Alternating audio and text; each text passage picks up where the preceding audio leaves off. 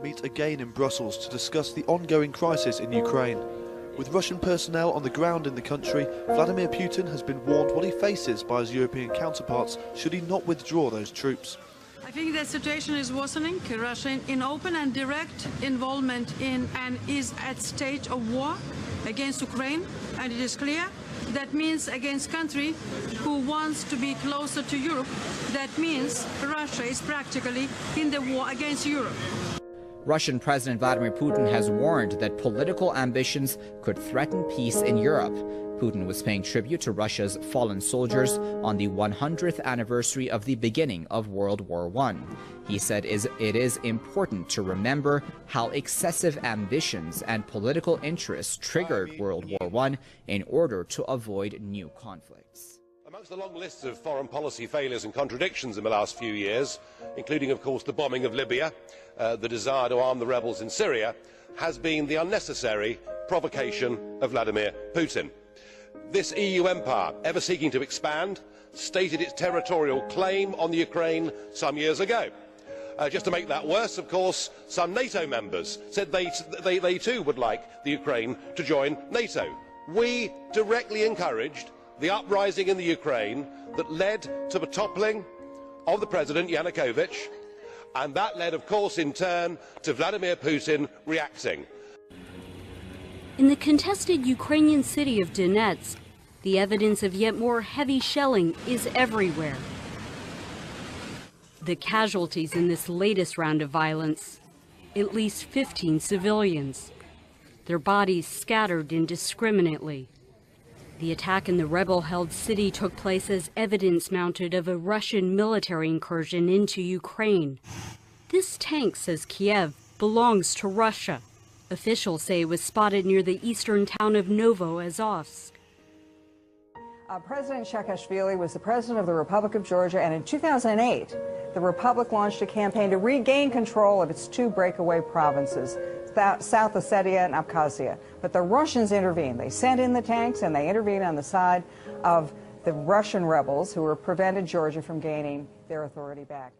Live from America's News Headquarters, I'm Kelly Wright. Good morning. A provocative incident between the U.S. and Russia. U.S. fighter jets have intercepted Russian military planes off the western coast of Alaska. The American jets were scrambled into action when the Russian planes came within 55 miles of Alaska. We're getting reports that 5 civilians have been killed in the eastern Ukrainian city of Lugansk, one of the hubs of anti-Kiev resistance and a main target of the Ukrainian military. Now, these are the pictures we're getting from the city. They apparently show a large residential building being hit by a shell. Local officials are claiming many other houses were damaged as well. NATO Brigadier General Niko Tok says more than 1,000 Russian troops are in Ukraine.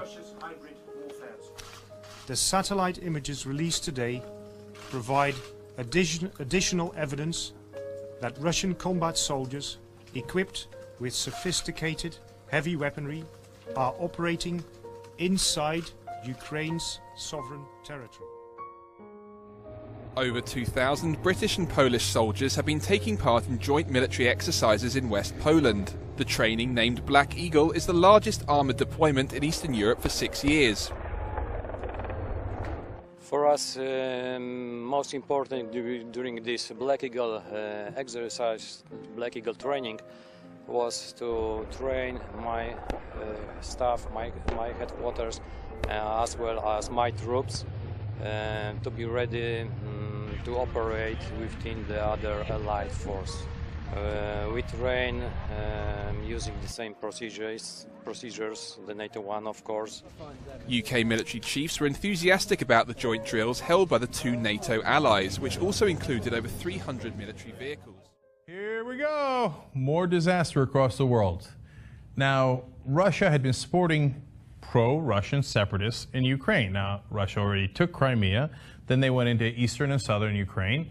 Now, I say they went in because the estimates are they have about 1,000 to 1,600 troops that are specifically Russian troops already inside Ukraine. Vladimir Vladimirovich, How do you view the future of Europe in 5 or maybe 10 years? Will we finally live in Europe from the Atlantic to the Pacific, or in 2 separated Europes? Let me say, there are no contradictions with my previous Valdai speech.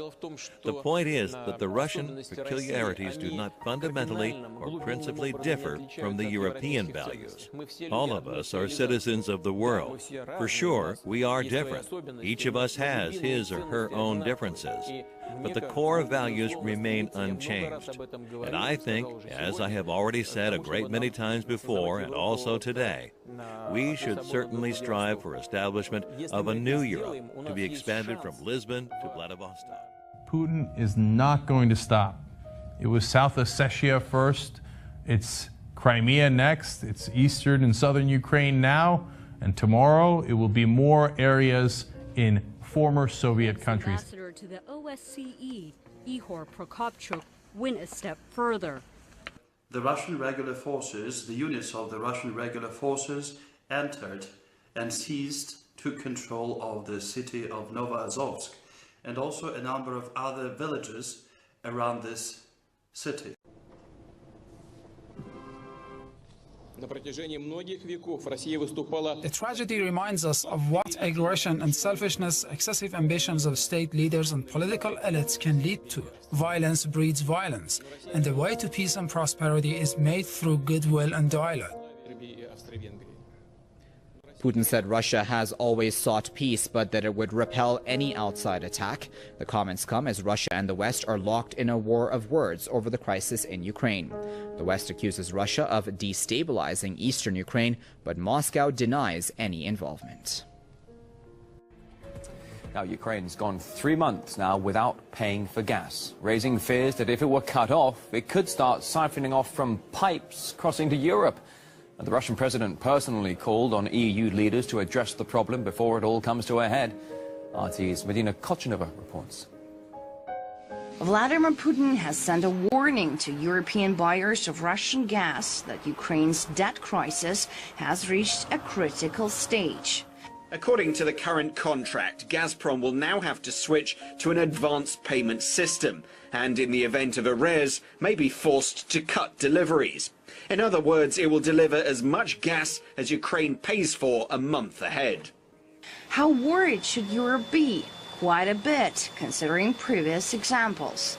Ukraine has failed to deliver in its gas transit deals a number of times in the past, proving to be an unreliable partner. And the moral of the story is, if you poke the Russian bear with a stick, don't be surprised Europe when he receives reacts. almost half of its Russian gas imports via Ukraine and therefore is vulnerable to any disruptions. In 2006, the pipes were turned off when Ukraine did not pay on its gas obligations to Russia, leaving half of Europe in the cold. Kiev failed to pay again in the winter of 2008 and 2009, bringing another freeze as gas supplies were halted again, just as demand was at its Now, just to continue with that, today we are rushing through an association agreement at undue speed with the Ukraine, and as we speak, there are NATO soldiers engaged in military exercises in the Ukraine. Have we taken leave of our senses? Do we actually want to have a war with Putin? Because if we do, we're certainly going about it the right way. It was 6 Russian planes all flying together, 2 Russian Bear long-range bombers, 2 Russian refueling tankers, and 2 Russian MiG fighter jets. With the fighter jets in particular, that is the sort of collection of Russian firepower that the U.S. military says it hasn't seen flying that close to the U.S. since the Cold War. What I said yesterday is that the claims by President Putin and other Russians that they had to go into Crimea and maybe further into eastern Ukraine because they had to protect the Russian minorities. And that is reminiscent of claims that were made back in the 1930s when Germany, under the Nazis, kept talking about how they had to protect German minorities in Poland, in Czechoslovakia, and elsewhere throughout Europe. Perhaps we ought to recognise that the West now faces the biggest threat and crisis to our way of life that we have seen for over 70 years. The recent beheadings of the British and American hostages graphically illustrates the problem. And of course we have our own citizens from our own countries engaged in that struggle too. Very startling announcement from NATO today, Wolf, that they are concerned about some stepped up Russian air activity over European airspace where thousands of commercial airliners fly. Let me put up a map for a minute and just let's leave it up there and walk through what is happening between NATO and the Russians. Over the last 2 days, NATO has monitored an increased number of Russian flights. They have been over the North Atlantic, the Balkans, the Baltic, and to the east in the Black Sea. A number of European air forces have responded. They are intercepting these flights. They are generally Russian Bear bombers with refueling aircraft in groups of 8. There was a strike on the city, most likely from Grad rocket systems. There is a very popular supermarket in the city centre. When the shell fell onto it, there were a lot of customers there. Another fell in a residential yard and another near the city's maternity home, causing all the windows to blow out. Explosions could be heard all through the day, starting from 4 in the morning. They are simply razing us to the ground. In the war against Islamic extremism, Vladimir Putin, whatever we may think of him as a human being, is actually on our side. I suggest we grow up. I suggest we recognise the real threat facing all of our countries, communities and societies. We stop playing war games in the Ukraine and we start to prepare a plan to help countries like Syria, like Iraq, like Kenya, like indeed Nigeria, to try and help them to deal with the real threat that faces us. Let's not go on provoking Putin, whether we like him or not.